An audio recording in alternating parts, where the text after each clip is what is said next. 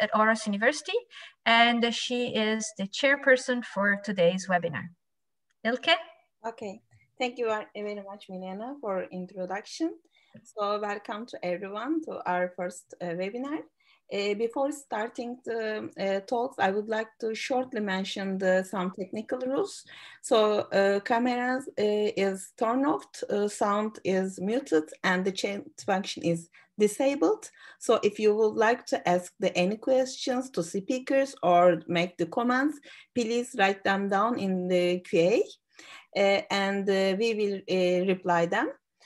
And also presentations will be recorded and broadcasted on YouTube if you like to access later. So I would like to shortly introduce our first speaker, who is Sofía Garin. So Sofía is sustainable design engineer and has been working on international design projects, product, service, and strategy. And her main working areas are circular economy, design thinking, and collaborative design. She's currently a project manager at the Inedit, which is an eco-innovation studio in Barcelona, where she works together with the other companies assessing towards circular business model, including packaging eco-design, strategic design for new business models. So I'll give the floor to Sofía Garin. So please, Sofía.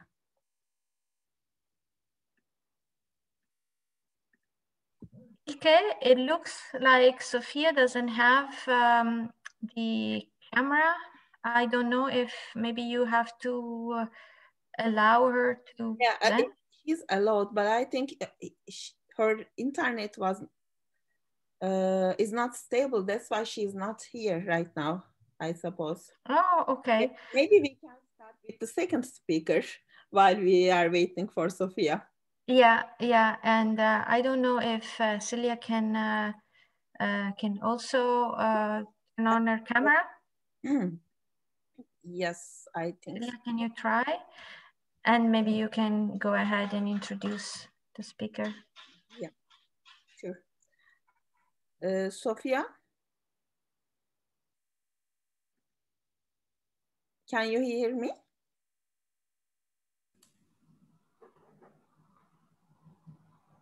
Hi, Sofía. Sorry, hi, Cheila. Hello. Yes, I think the sound is working, but I cannot start the camera. Okay. It says you cannot start your video because the host has stopped it. Try right now, please. Okay, here I am. This is great. Okay, great. And also, can you maybe test if you can share your screen? Yes, of course. Let's. You can test it while I introduce you. Okay. Okay. Yes, I think it's working. Yeah, great. So our speaker, actually, the supposing to the second speaker is I don't know what is the correct pronunciation of your name? You can say it in English, Cheila. Cheila. Because it's not Portuguese name. I'm Portuguese, but it's not a Portuguese name, so it's normal that it's difficult to spell it. So Cheila Almeida is a researcher at IPMA Research Institute in Portugal, dedicated to seafood sustainability from a supply chain perspective, aiming to make both production and consumption of the seafood more sustainable. She's a marine biologist and holds a PhD in sea sciences. And currently she works in Neptunus European project, where she is responsible to introduce the green economy strategies in the seafood sector based on the LCA to minimize the environmental impacts. So please, Cheila, can you start? Can you hear me well? Is it okay? Yes. Okay, so I'm sharing my screen. Let's see. Okay. Okay. So, good afternoon. Hello, welcome to everybody who is on the other side on these black boxes. I wish I could see your faces. It would be much more fun and interesting. But now we can also talk in a very long distance, so it's also good. And I will present some work done among Neptunus project. It's an Interreg Atlantic area. And among other things in Neptunus that I will talk about it, topics that we are approaching as carbon footprint, nexus approach, eco-labeling or sustainability of seafood. We developed this work about packaging. So we did a review of life cycle assessments of seafood, and we tried to concentrate on what was done and what was the contribution of packaging to these seafood products. And I am in Portugal, in IPMA, which is the Portuguese Institute for the Sea and Atmospheric issues. So just to give an overview, I will talk briefly at the beginning about sustainability of seafood, to give you an introduction about what is seafood sustainability. And then I will try to focus more on life cycle assessment and about the methodology, but also the carbon footprint of seafood. What do we know so far? And also to give an overview about food contribution to climate change impact. And then in the end, I will try to give you some results from this review that we just finished, and it's under review to be published soon. So starting with seafood, I don't know, I think backgrounds could be very different from the people here that are attending this webinar. So I wanted to introduce first what are we talking about, and therefore seafood. It's this graphic shows what has been the development in the last years, and so you can see that as you see the population increase, there is also increase of the seafood consumption per capita, and therefore there is an increase of the seafood production all over the time. So it happens now that our seafood consumption per capita, it's almost more than doubled in the last 60 years. And this is amazing. And what we need to know, take into consideration, is that seafood comes from two main systems, fisheries and aquaculture. And these two main systems, they have different issues. So fisheries, in the last years, it's almost stabilized the amount of seafood that we take from fisheries, mostly because we are talking about wild resources, and so we need to take care of the way we manage these resources. And at the moment, we have around 34% of the stocks still fished in unsustainable levels. And therefore, what this curve shows is much more about the aquaculture production. In the last years, it grew a lot. I will talk about this further on. But when we talk about impacts from environmental impacts from fisheries, I would like to start with those impacts that are more difficult to quantify. And here I'm talking about the impacts on the target species. So we have fish stocks, and this is a concept difficult to define because there are populations among the species, but those populations are difficult to define, of course, because they move all around. And so here, this is a map just to give you an idea about the complexity.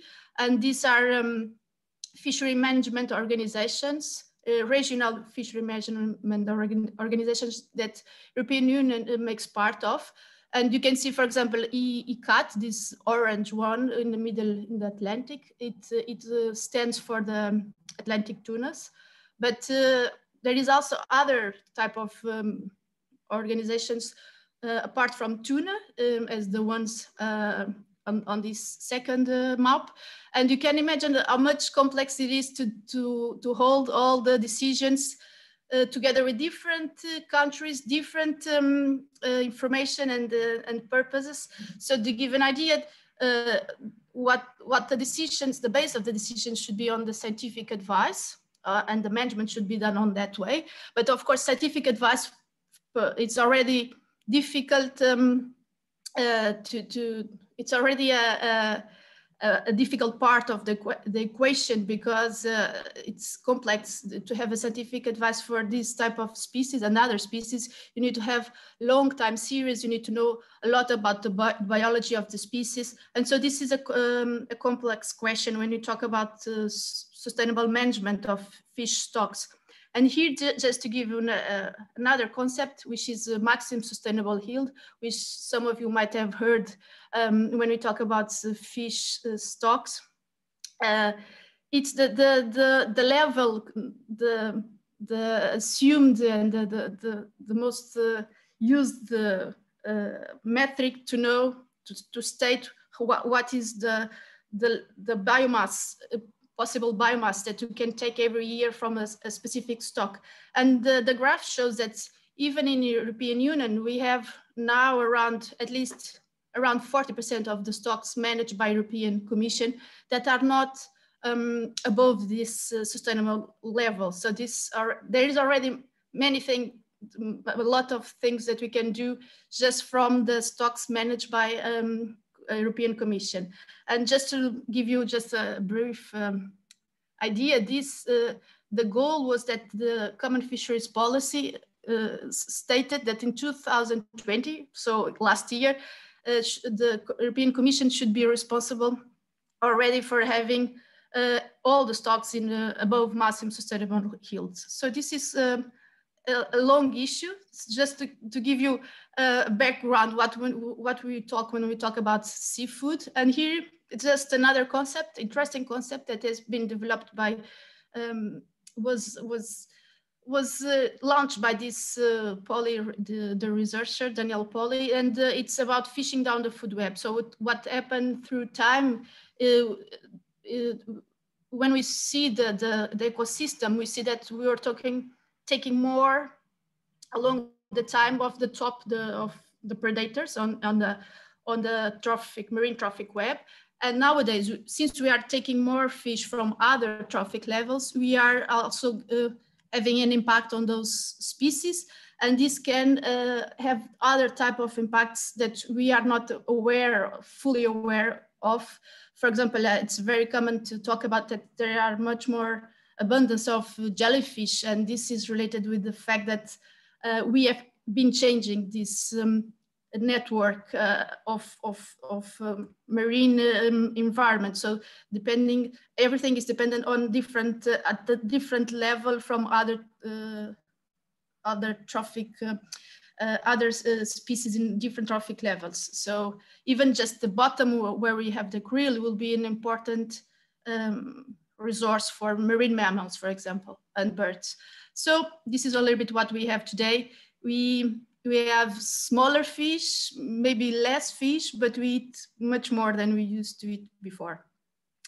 So I was talking about just the target species, but we have also ecosystem impacts from fisheries. And here, just to give an idea, when we fish, we have target species, and we can also have bycatch, other species that comes together with those species that the fishermen really want to catch. But there are discards. This means a group of animals that are not, that don't have any commercial interest. So they are just thrown away in the wash at the operation, and they go back to the sea. But most of them they don't survive. So it's important to think that fishing, we are talking about different species and different gears, each gear has a different ecosystem impact. For example, bottom trawling can destroy all the structures and can catch all the individuals that pass through, but we have other systems that are much more selective and might have less impact. So about aquaculture, it's a completely different story. This is just to give you an idea about an overview of what is aquaculture production nowadays. It's based on a very good paper published by this researcher, Naylor, and she, after 20 years of doing a first review of global aquaculture production, she just recently released this second review. So it was great to see the development in these last 20 years. And as you can see in this graph, there is a huge high diversity of species groups. And so, for example, you can see it here highlighted Atlantic salmon, so which is very common aquaculture species that we have in Europe, and it represents only 2% of the global production. You can see that in a way it increased a lot, the global production comparing to 1997, but it also includes more diversity of species, and so also, as it happens with the fishing, there is also different aquaculture systems. So we have extensive aquaculture systems where feed is not needed. And I'll give you an example. You can see that the most produced species are these two, for example, which are seaweeds. And the third is a carp, which is a freshwater fish. So the systems can be also quite different depending what the species are producing, which species is producing, and also where the system is included, meaning what type of purpose and what is the relation with all the environment. So it's very interesting to understand that, and I think this is not a common knowledge, that there is a high importance of freshwater fish, corresponding to 75% of the global edible aquaculture volume. And you can see, for example, carp, and in this graph, carp and tilapia are some of the species with that are on top of the production. And these specific species that are filter feeding as bivalves, or for example, algae, can also be an important part of the global production of aquaculture nowadays. And to give you just an example, if you see this first graph, you can see the difference in the curve, in the figures, when aquaculture is not including the seaweeds production in the case of Indonesia. You can also see the graph. It also shows the aquaculture proportion in the total seafood production, and it shows how important it is for Asian countries comparing to other countries, for example, as Europe. But when we talk about aquaculture, so here it comes up the part of the environmental impacts. It's also important that the two systems, land and marine, are much connected in different ways. So there are, of course, environmental impacts, and one important part is this fish meal and fish oil dependence of the aquaculture fish. And but there are other issues related with pathogen and parasites and pests that can be released to the natural to the ecosystem, and can be a problem to wild species. There is, of course, pollution, and there is always the possibility of habitat exchange and biodiversity loss. So the part that is interesting is to understand also that ever more it happens that feeds are becoming more, so there's been an improvement in feeds to replace the protein coming from fisheries with crops. But these crops produced in land, they also have impacts, as you know, as other food products related with land use, change, biodiversity loss, and pollution. And of course, there is some of the fish meal and oil that is produced goes to animal protein production inland. But it's also that some of the the trimmings, so the co-products of some products from fisheries and aquaculture come also to the fish meal and oil production, being another source to produce the feeds. So evermore there is more efficiency in the system that we use these products, co-products that will not be used as food. But in general, it's good in a way that, of course, it's also the economic perspective. The feed conversion rates have been improved in all species, making that it's more efficient nowadays to produce food from aquaculture. This is just to finish about the aquaculture impacts. An important message is that we have different species, they occupy a different trophic level. And here in this figure, you can see the authors made a parallel with what we have in land. And if we think about tuna, for example, which is not in the top of the seafood chain, it doesn't exist something similar in land. But it's important when we think that we are eating tuna, that is an animal that had a huge life cycle, meaning that if we eat what the tuna eats, as for example, small fish, it will be more efficient for us to feed ourselves.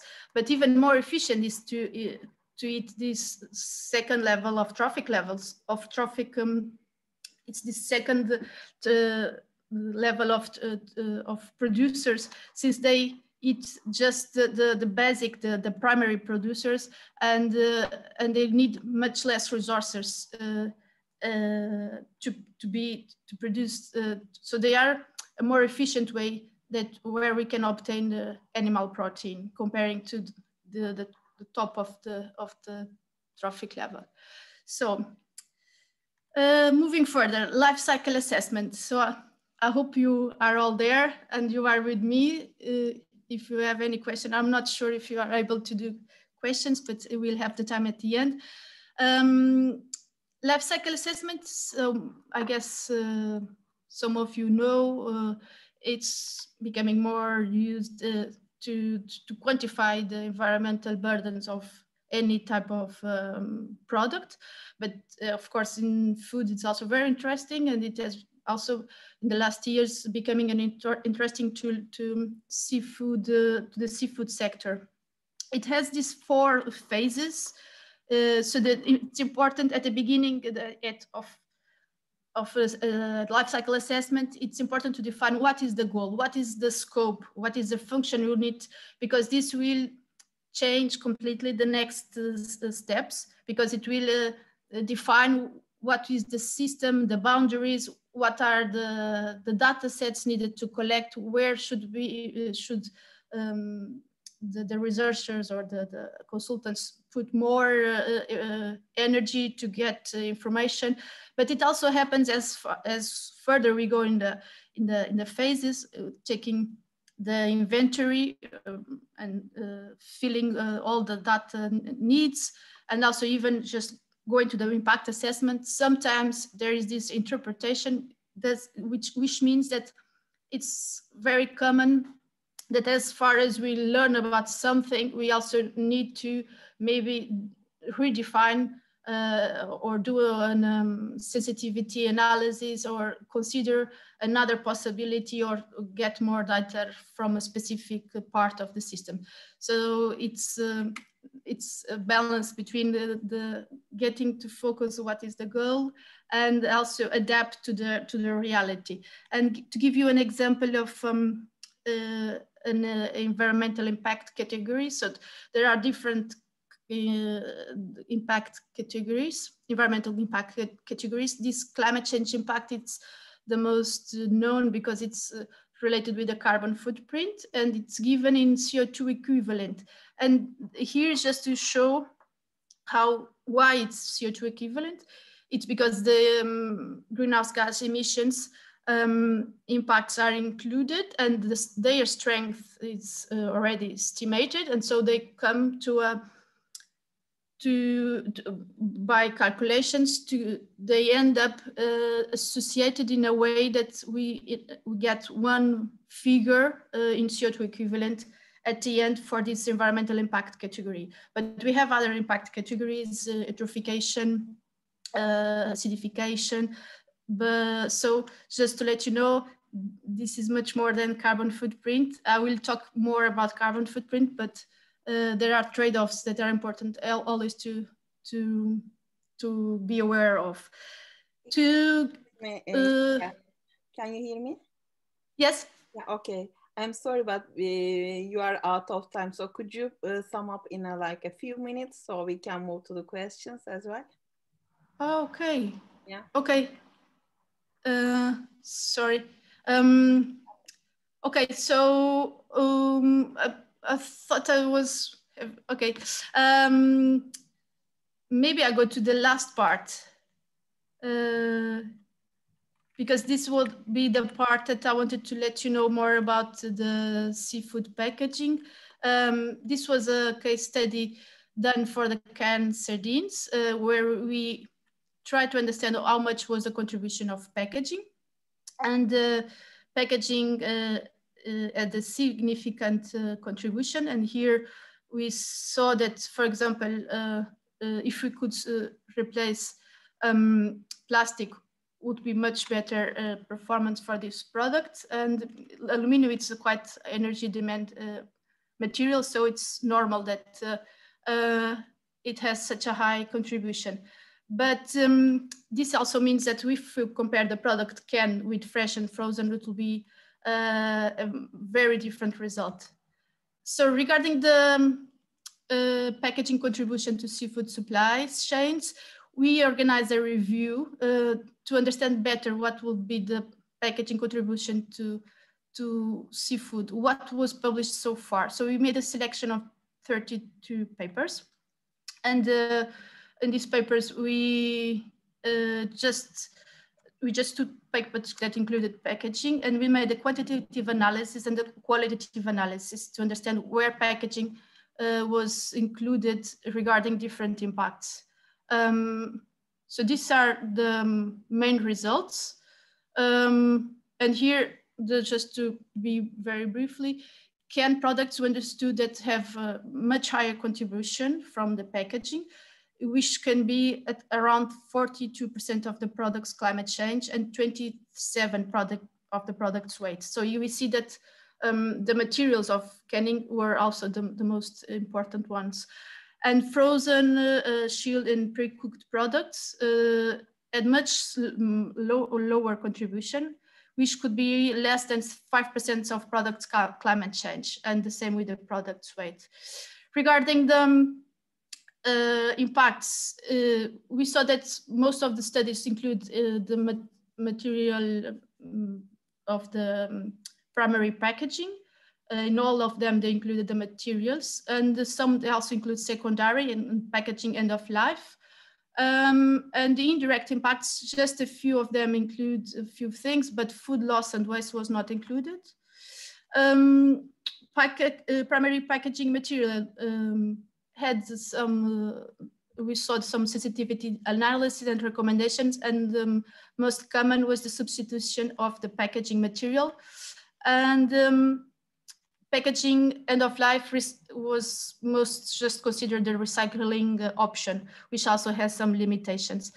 And these are a few of the recommendations that we found at the end that would be important to include these packaging materials processing in a more accurate way to make sure that we don't have such a high range of results. Food loss and waste will be an important thing to consider in, further in future life cycle assessments of seafood. And recycling is an important part, but we think that there is much more space to include other options, and even consider other end of life options for the materials. And biomaterials seems to be an important thing that needs to be improved and to be considered as well. And I think I'm out of time, so I'm open to questions. Yeah. Okay, thank you very much, Cheila, for fascinating talk on the seafood supply chain. So there is one question from Daniel. So probably I can pass the question to you. So he's asking, what about the shark as the top of the seafood chain? And they are now being hunted as well, even legally in some countries. So why the sharks are not considered? So what is your comment on that? No, I think they are ever more considered actually, and there is more information with the time. And for example, in Portugal, there was a report from an NGO, WWF, recently showing that Portugal, I think it was in the list of the countries with the highest landings of sharks. And this is a problem because sharks, of course, don't have the same life cycle as another fish. They are specifically, they don't reproduce at the same speed as other fish, since they are elasmobranchs.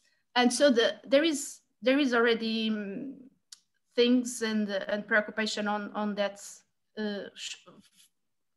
problem. And of course, what would be the solution is in some way to organize, to have better regulation and also make sure that these regulations are applied, but also to work to have more selective fishing gears, which there exist already solutions for fishermen to don't catch this type of animals that sometimes they don't have such a high value in the market. Sharks exist this thing about shark thin soup, but hopefully this is also something that should be more controlled, because it's illegal to catch the sharks just because of the thin. But I think I don't know if I answered to the question. It was a very general question. Okay, I think if the participant has any question, I suppose they can contact you by email, right? Okay. So right. Okay, great. Thank you again. If there is no question, I'm giving the floor to Sofía Garin from Inedit. Sofía. Hi. Hi. Hi, thank you so much. Yeah, Ilke, I think you did already the presentation before. Sorry for the problem. So I'm gonna go ahead for that.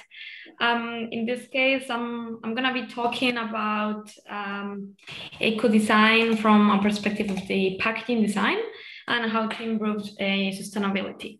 Yes, you do have a little bit of a context. I'm a product designer and I'm specialized in sustainability. And currently I'm working at the design studio where we actually work with different companies from the private and the public sector to actually go together to get to this change towards circular economy. Now, yeah, I would like actually to put a little bit of a context. So why are we here today? Why are we so worried about packaging? And the thing is that in one hand, we have legislation, we have different directives coming from the European Union that they are pushing towards a change, that they are trying to reduce plastic waste. They are very focused on several materials, but as we saw in the previous presentation, there are others that they are also as important as plastic. We also can see this user perception that it has very changed, and that we can see how users are very aware of plastic impact as well. And also they want to know more, because sometimes they are also confused about what is the correct material, what is better than other. And then we can see also that all the increasement of e-commerce with logistic and transportation, and this together with COVID, it has actually increased the use of packaging in the food sector. And I think all of us, we have actually seen that in the last months. We have seen how there was a progress made in the last years, and suddenly it seemed like we came back to be like we were a few years ago, and we are seeing, unfortunately, more and more packaging.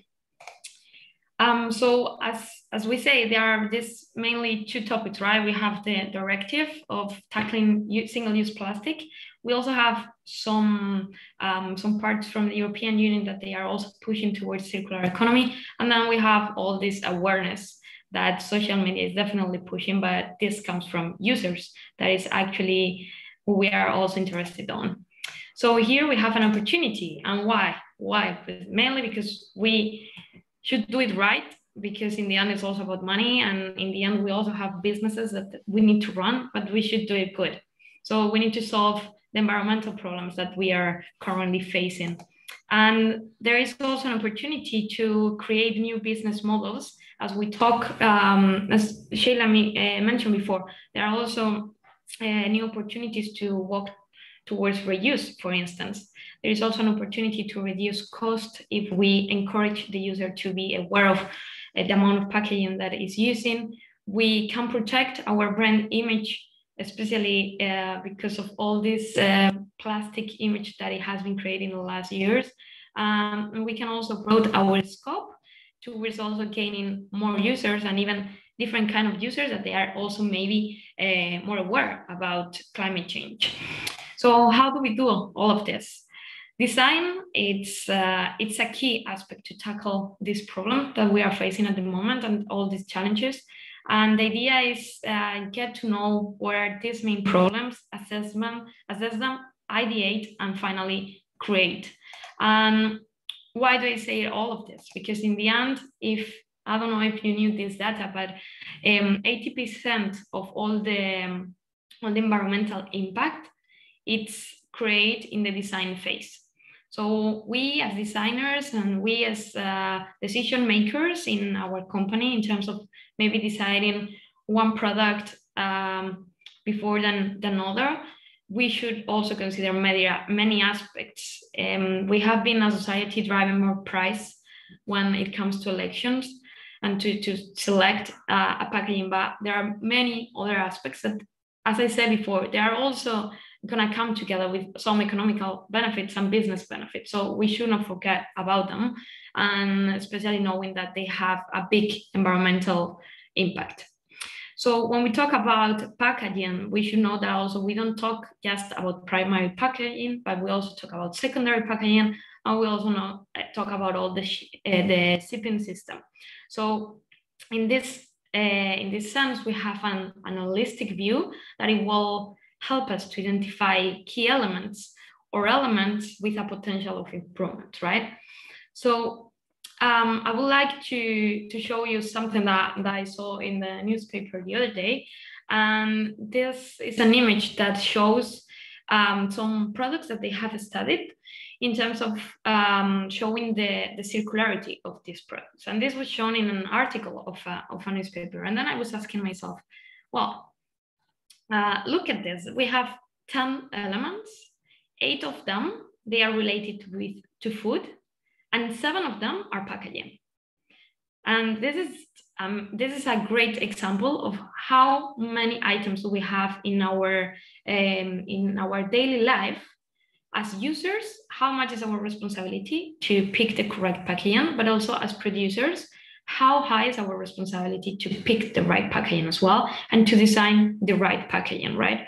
So here the idea is also that they are showing the circularity, but mainly based on the origin of the material and the waste management. And this is something that is really much mentioned in circularity, right? Because we consider that many times it's also using the waste as a resource, but circularity goes way further.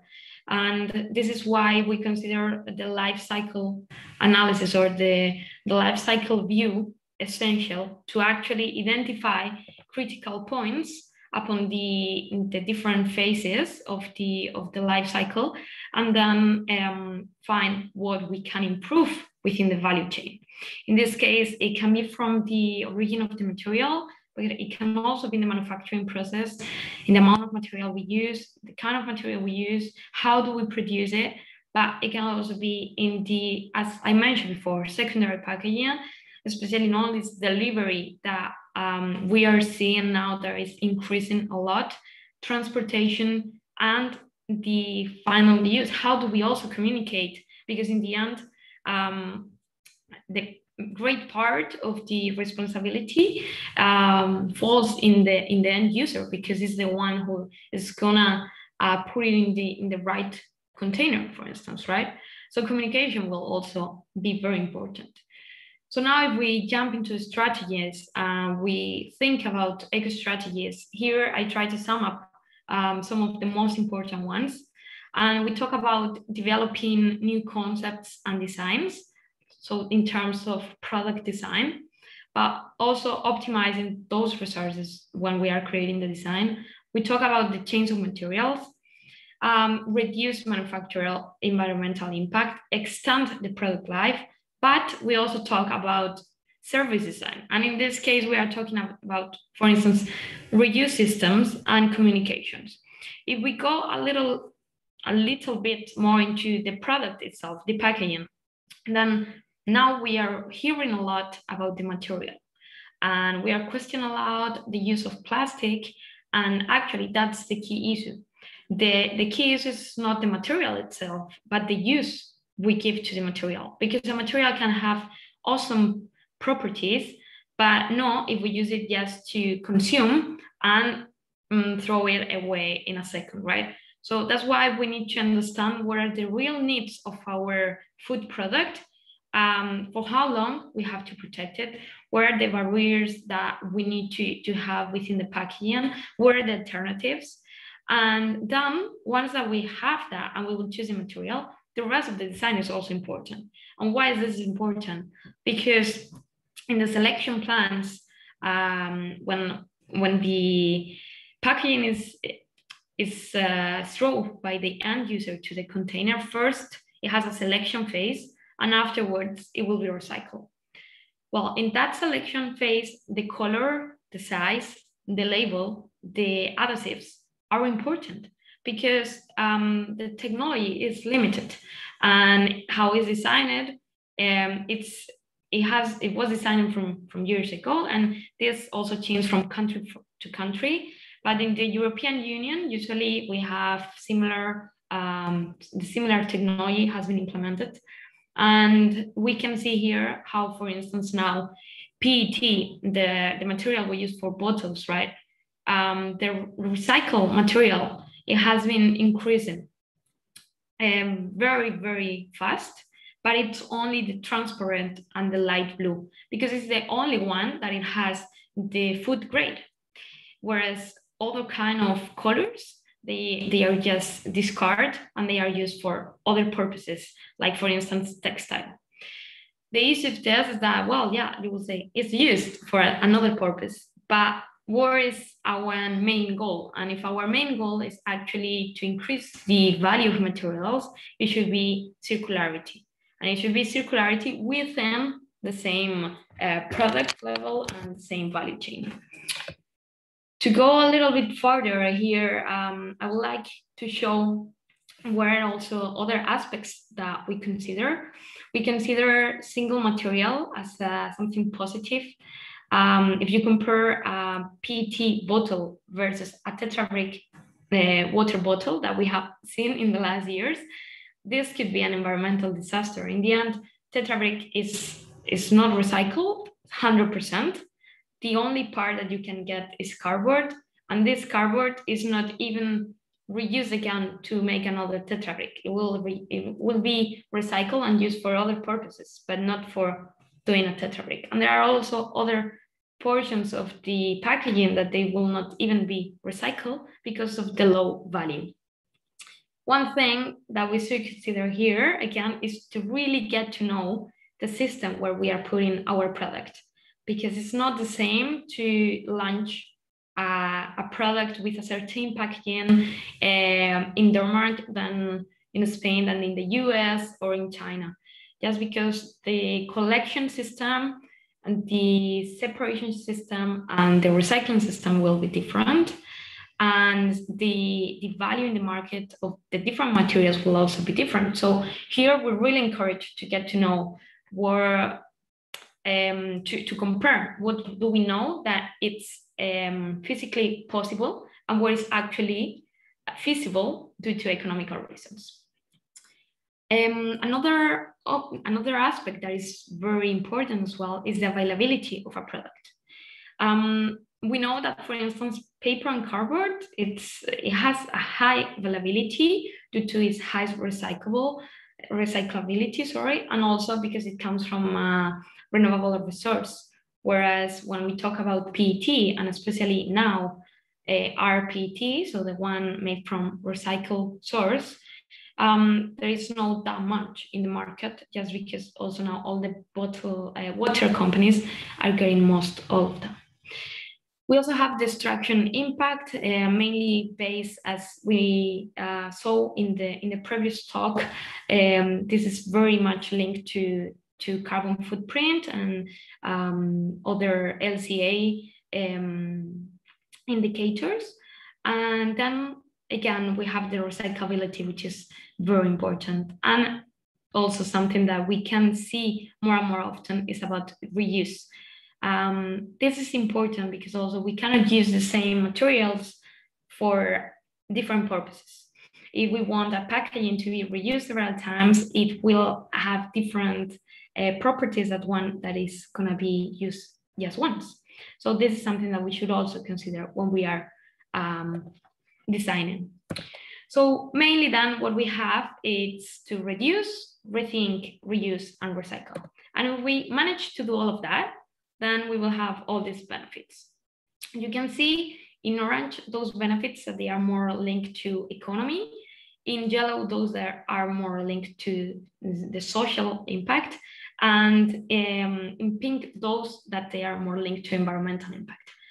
In this way, we are trying, like with eco-design in food packaging, to tackle the triple bottom line and to assess all these different aspects by considering as well that there will be an economical benefit for the company and of course an environmental benefit.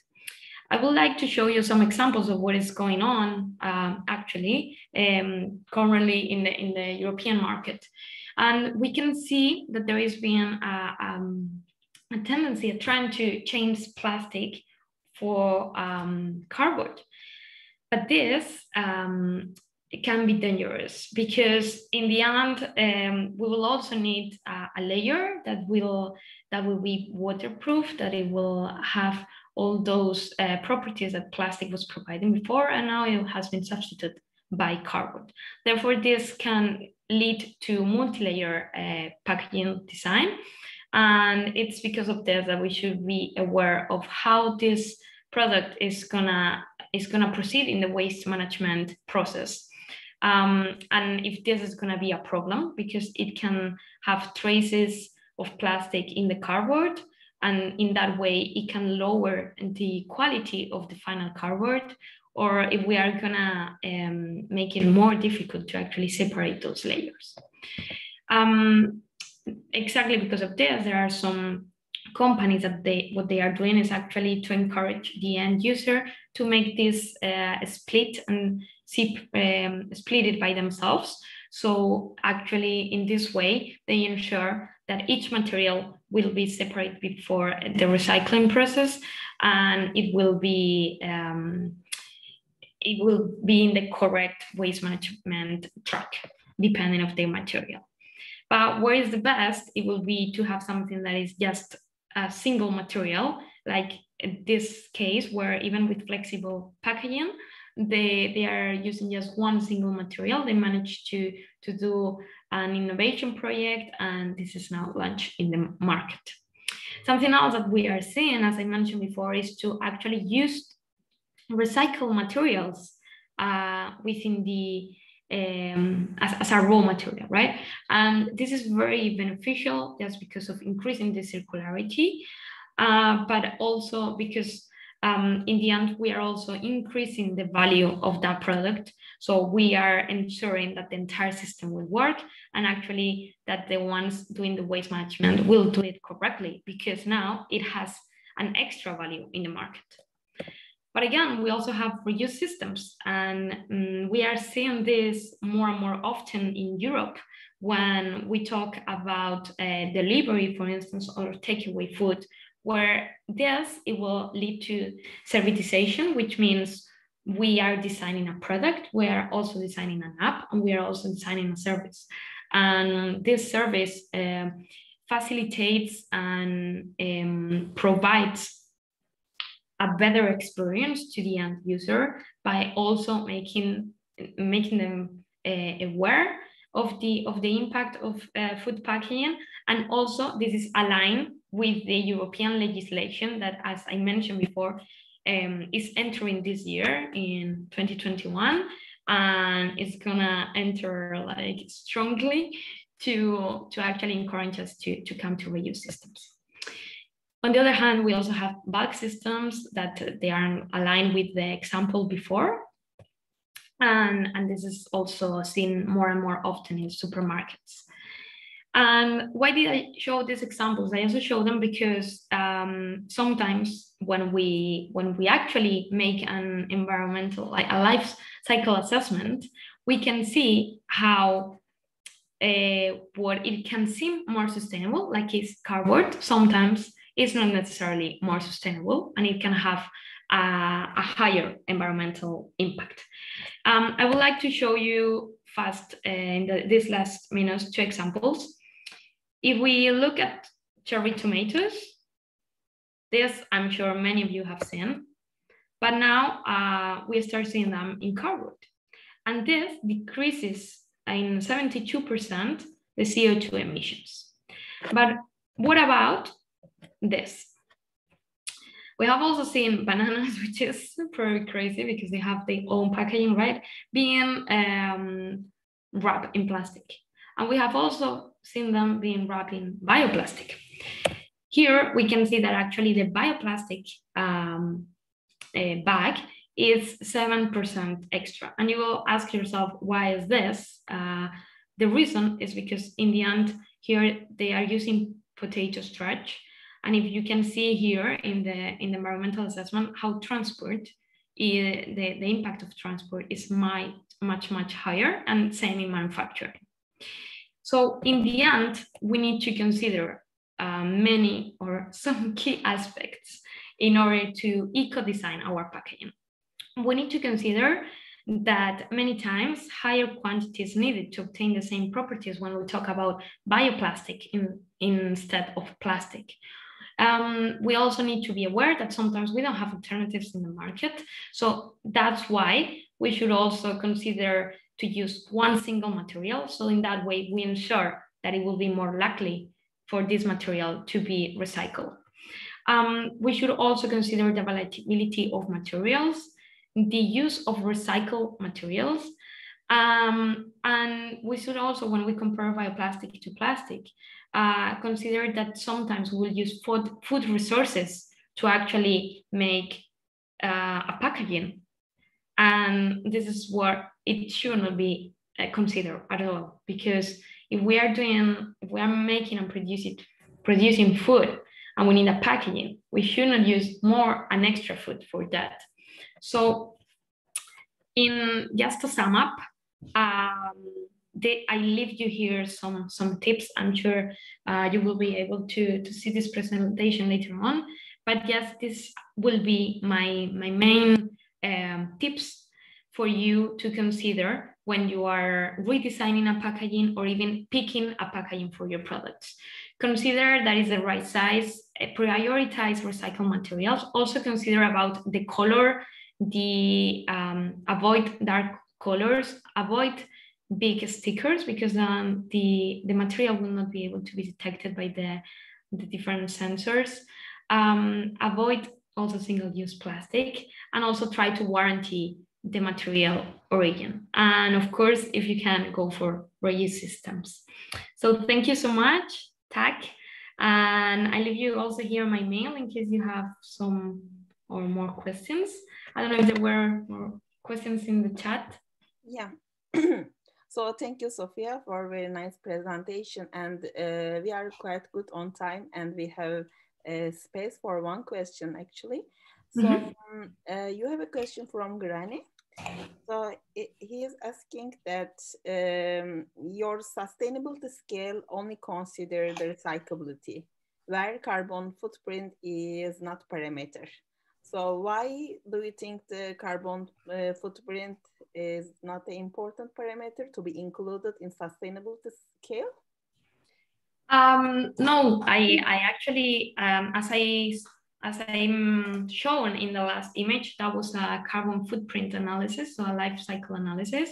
This is definitely important, but the message I wanted to share with you is that actually it's not all about the carbon footprint, but also the design in terms of recyclability. Because many times when we are actually making a carbon footprint, we will calculate the recyclability by standards, right? And those standards many times are based on what is possible to be recycled, but not what it ends up being recycling. That's why eco-design is its key aspect to actually to get to know how are those systems or selections, because maybe, for instance, an individual yogurt pot will not go into the system to be recycled because it's too small. But when you are doing the carbon footprint, what you take is a material. And if you consider the final phase of the life cycle, it will appear that it gets recycled. So that's why definitely carbon footprint, it's a very nice tool. And actually, well, I can share again, but here it was one of my main, the first slides I show. Life cycle, it's important. It's just that there are other aspects as well to consider. Okay, thank you, Sofía. I think now it's clear to all of us. Before actually, I would like to share the few updates with you. And I want to thank you all for taking your time out for your busy schedules and to be here today. And before closing this webinar, I would like to invite you all our upcoming webinar, which will be held on the 24th of June on the active packaging and microwave packaging. So details will follow soon in the website of Circulability. And also, I am very pleased to announce our first international conference of Circulability on the sustainable packaging. So it will be in the September, and the event will also carry that online. So the registration is already up, open. And if you are interested, please visit the Circulability website and register for it. So yeah, thank you again. And I am closing our first webinar. Thank you so much. Bye. Good day to you all. Bye bye. Bye.